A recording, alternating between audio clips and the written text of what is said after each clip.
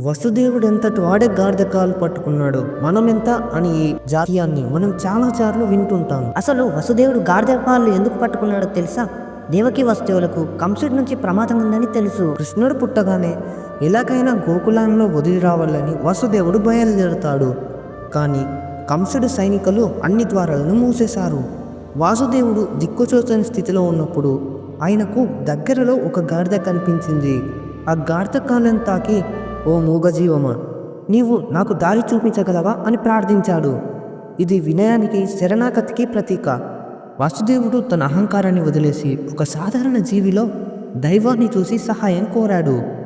ఆ క్షణం కంసుడి బంధనాలు, ద్వారాలు వాటంతటా అవే తెరుచుకున్నాయి. మన జీవితంలో కూడా మనం చిన్న చిన్న చేసే సహాయాలు, వినయంతో కూడిన ప్రార్థనలు అద్భుతాలు చేయగలవు. కానీ నిజంగా ఈ కథ శ్రీమద్ భాగవతంలో ఎక్కడా చెప్పబడలేదు.